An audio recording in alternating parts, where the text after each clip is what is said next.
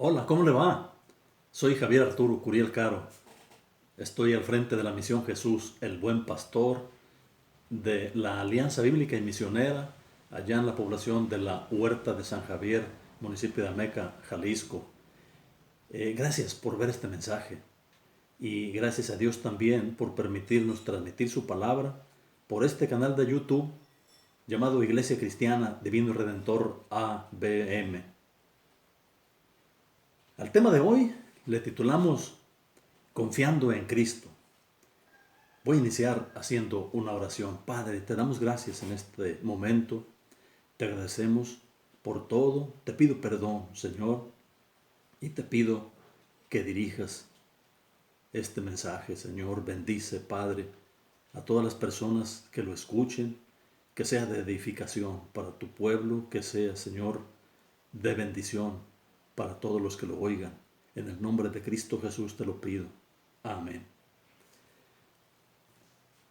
Dice un cantante, se llama Steve Green, un cantante cristiano, en una de sus canciones dice, refiriéndose a la gente, vamos a decir, inconversa, o a los escépticos, dice, confían en carros, nosotros confiamos en el Señor. Confían en oro atesorado, nosotros confiamos en el Señor. Confían en sus obras, nosotros confiamos en el Señor, porque no por obras. ¿Pero qué es confiar? Pues confiar es tener fe. Y la fe, Hebreos 11:1, la define como la certeza de lo que se espera, la convicción de lo que no se ve. También en Hebreos 11, pero el verso 6 dice que sin fe es imposible agradar a Dios. La fe es sumamente importante. Es tan importante que Cristo siempre que sanaba a alguien le decía, vete, tu fe te ha salvado. Y bueno, un ejemplo de eso, de esos que Cristo sanó y les mencionó, tu fe te ha salvado, es el ciego Bartimeo. El ciego Bartimeo, Cristo le dio la vista y una vez que ya estuvo sano le dijo, vete, tu fe te ha salvado. La fe es muy importante, decíamos. Hay gente que tiene mucha fe y Dios a través de ellos hace grandes milagros. Y el milagro más grande es la salvación del alma. Leamos una historia. Esta historia la vamos a ver en Mateo 14, versos 22 al 33. Es donde Jesús camina sobre el agua. Mateo 14, versos 22 al 33. Escuche usted. Enseguida Jesús hizo a sus discípulos entrar en la barca e ir delante de él a la otra ribera, entre tanto que él despedía a la multitud. Despedida la multitud, subió al monte a orar aparte, y cuando llegó la noche estaba allí solo.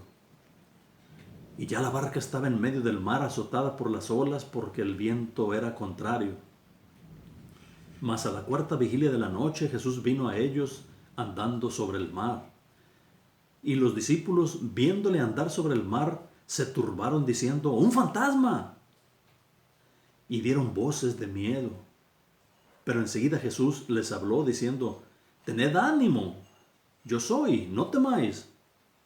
Entonces le respondió Pedro y dijo, Señor, si eres tú, manda que yo vaya a ti sobre las aguas. Y él le dijo, ven. Y descendiendo Pedro de la barca, andaba sobre las aguas para ir a Jesús. Pero al ver el fuerte viento tuvo miedo y comenzando a hundirse dio voces diciendo, Señor, sálvame. Al momento Jesús extendió la mano y asió de él. Y le dijo, hombre de poca fe, ¿por qué dudaste? Y cuando ellos subieron a la barca, se calmó el viento. Entonces los que estaban en la barca vinieron y le adoraron diciendo, verdaderamente eres el Hijo de Dios. Aquí Jesús apenas había dado de comer a 5,000 personas, multiplicando 5 panes y 2 peces, y luego pues hace a sus discípulos que suban en la barca y se fueran a la otra orilla del mar. Lo más seguro es que es el mar de Galilea. Les dijo que se fueran mientras él despedía a la multitud. Alguien puede decir, pero si se iban a ir en la barca, ¿cómo se iba a ir él? Cristo es Cristo. Va a haber el desenlace. Después que los hubo despedido, todavía se fue al monte y allá estuvo orando hasta la noche, varias horas estuvo orando. Él nos pone el ejemplo, él siempre oraba al Padre, aún siendo hijo de Dios. Y nos dice que nosotros debemos orar, dice por ahí en Mateo 6, verso 6, dice, tú cuando ores, entra en tu cuarto, cierra la puerta y ora a tu Padre que está en lo secreto, y tu Padre que ve en lo secreto te recompensará en público. Y el verso que sigue dice que no usemos vanas repeticiones, ponga atención, que no usemos vanas repeticiones como los gentiles que piensan que por su mucha palabrería serán escuchados. Entonces, Dios no aprueba las vanas repeticiones ni la mucha palabrería.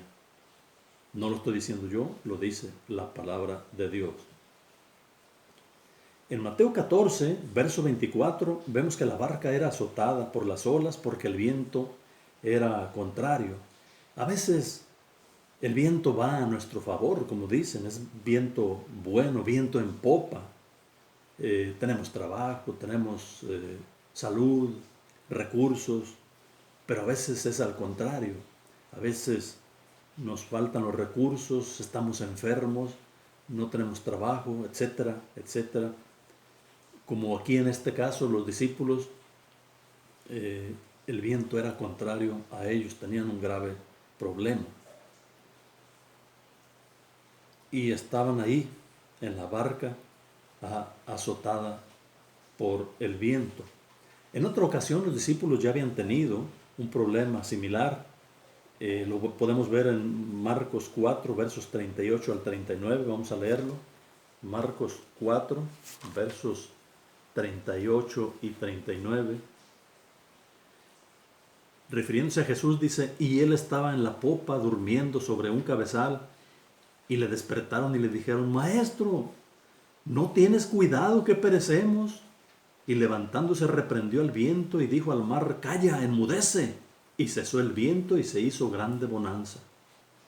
Muy parecido los dos eventos, nada más que aquí el que acabamos de leer, literal y físicamente Cristo iba ahí con ellos en la barca. Y en esta otra ocasión iban ellos solos en la barca, él se había quedado a despedir a la multitud y también después a orar. Dramática experiencia aquella cuando Cristo le dice al viento, al mar, calla, enmudece. Y todo se tranquilizó, se apaciguó. ¿Por qué? Porque la naturaleza estaba obedeciendo al que la hizo. Les decía que es dramática la experiencia aquí, cuando Jesús viene andando sobre las olas. Y bueno, lo dramático está en eso, de que aparte de que casi perecen o están en riesgo de perder su vida, ven a una persona que bien tranquila viene caminando sobre las aguas, sobre el mar. No lo reconocen y pues era Cristo. Cristo, al caminar sobre el mar, estaba haciendo añicos la ley de gravedad, la fuerza de gravedad o de gravitación, como algunos dicen. Pero, ¿por qué Cristo podía caminar sobre el agua? Porque Él hizo todo. Él hizo el agua, Él hizo la fuerza de gravedad, Él hizo todo, porque dice Juan en su Evangelio, en el Evangelio de San Juan, capítulo 1, que todas las cosas por Él fueron hechas. Los discípulos, al verlo caminar sobre el agua, gritaron de miedo, suponían que era un fantasma. Esto nos hace ver que desde aquel tiempo ya se creía, ya había leyendas sobre los fantasmas. Los muertos no vienen a esta tierra. Eclesiastés 9 dice que los muertos no tendrán parte en lo que se hace debajo del sol. Pero, y entonces los aparecidos que algunas personas han visto, pues son espíritus malos, ángeles caídos, que se materializan, que toman forma de personas que vivieron en este mundo. Bueno, retomemos. Jesús dice, no teman. Cuando se acerca a ellos caminando sobre el mar, sobre el agua, le dice, no teman, yo soy. Note que no dice su nombre propio, no dice, yo soy Jesús. Dice, nada más les dice, yo soy. ¿Por qué nada más le dice, yo soy? ¿Por qué no dice su nombre propio? Porque los discípulos eran ovejas del buen pastor y él dice, mis ovejas oyen mi voz, conocen mi voz, me siguen y yo les doy vida eterna. Yo doy mi vida por las ovejas. Entonces era suficiente. Si yo voy, toco a una puerta buscando a alguien y me pregunta, ¿quién es? Yo voy a decir, soy Javier Arturo. Digo mi nombre propio. Pero Cristo no fue necesario que dijera su nombre propio. Con decir yo soy, las ovejas de Él reconocen su voz. Los discípulos estaban aterrados. Les faltaba tener más fe. Todavía no había venido el Espíritu Santo. Una vez que tuvieron el Espíritu Santo, se incrementó su fe y hablaban con denuedo la palabra de Dios y no les importaba que hubiera persecución contra ellos. Bueno, aquí Pedro dice, Señor, si eres tú, manda que vaya yo a ti sobre las aguas. Pedro y su incredulidad. Si esto, entonces aquello. Si puedo caminar sobre las aguas, entonces sí eres tú.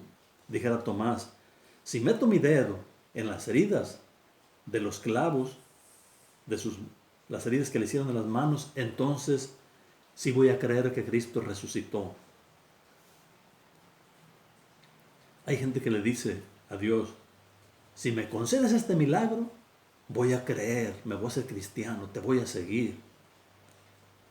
Ver para creer. Debiera ser al contrario.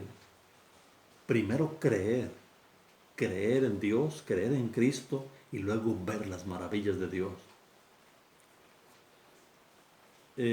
Pues Cristo le dispensa esto de que si eres tú, entonces manda que vaya a ti sobre las aguas. Y Cristo le da de su poder a Pedro. Y Pedro comienza a andar sobre el agua. Pero dice el verso 30 que al ver el fuerte viento tuvo miedo y comenzó a hundirse. Se puede inferir que en un principio Pedro sí estaba con la mira fija en Cristo, viendo a Cristo. Por eso pudo caminar en el agua. Después puso más atención en el fuerte viento y su fe empezó a disminuir. Por eso empezó a hundirse. Dice un pensamiento, no le digas a Dios cuán grande es tu problema.